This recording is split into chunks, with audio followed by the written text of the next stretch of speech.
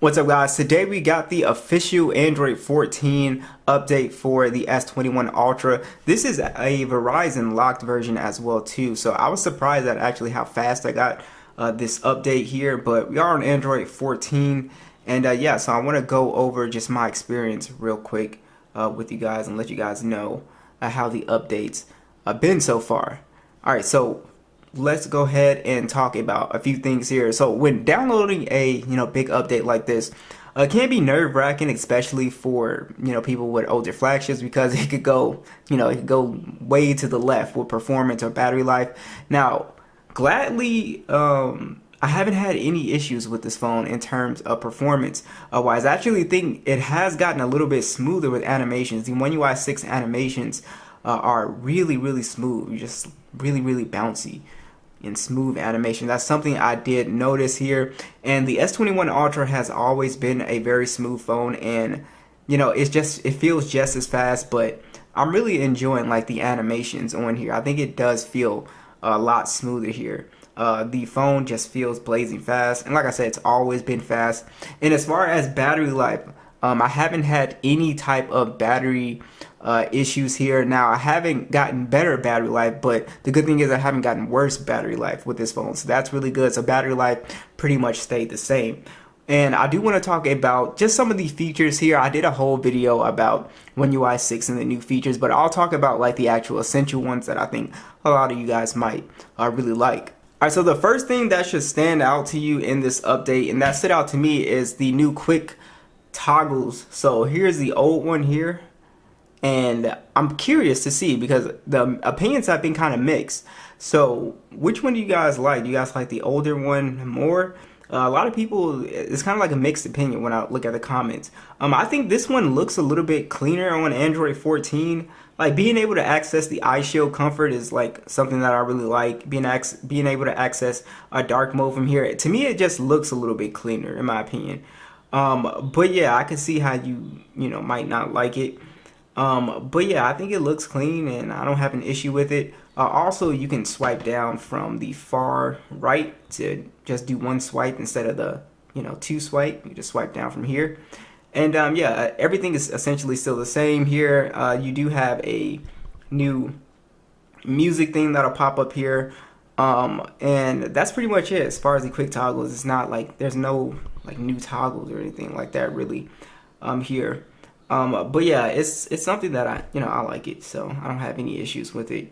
I think one of my favorite things here is the improvements that they did with the actual cameras here, just making the layout look a little bit better.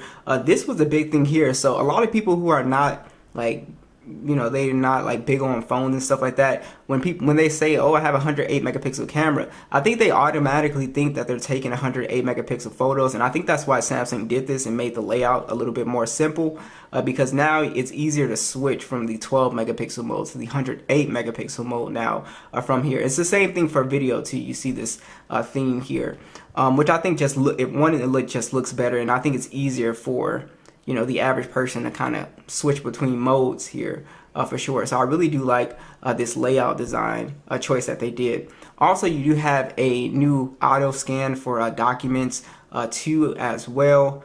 And then you also have on here, I think this is also another cool one. So you do have the minimum option here, take pictures as fast as possible by not optimizing pictures after they're taken. So basically it'll just make your photo taking experience really fast, but it's not going to process the photos. This is kind of good, I guess, for like if you're in a situation where you're at a sporting event or something like that. But if you set it to medium, I think that's like the best option here, medium, to get quality and the speed, as you can see. So I really like that.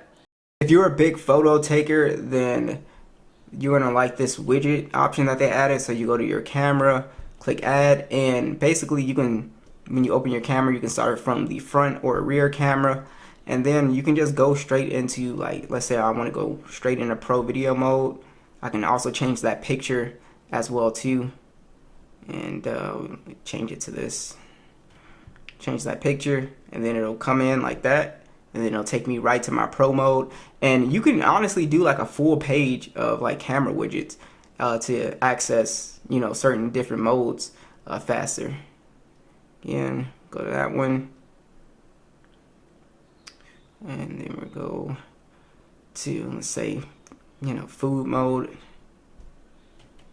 and then it'll take me to that, mode. I think that's pretty cool if you like take a lot of pictures and stuff. I also think one of the biggest things here is, and this is for people that aren't like super tech savvy, but you're gonna go to, where is it at, security and privacy, and the new AutoBlocker I think is a big thing for just people that, you might be on a web page or something like that, and a lot of people, they'll accidentally install like apps and stuff. So Samsung had put this in place. As you can see, block apps from unauthorized stores, blocks commands by USB cable, and then you also have the messaging app protection on here, and block software updates by USB as well too. So that's really handy. I think that's for people who aren't really super tech savvy. Just makes your device a lot more secure from those type of mistakes. Now the last thing that I thought was pretty cool is that you can move around the clock now in One UI 6. But I want Samsung, I wish they would like kind of go like all in on it, because you can only move it around like to a certain area. Like if I could, I would like to move it down a little bit more to the center. But there's also like a new clock styles and stuff like that too that you can mess around with, and you can change your color completely and all that good stuff.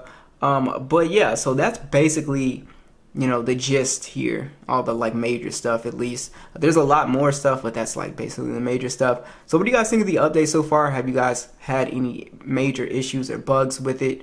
Be sure to let me know, and I'll catch you guys in the next one.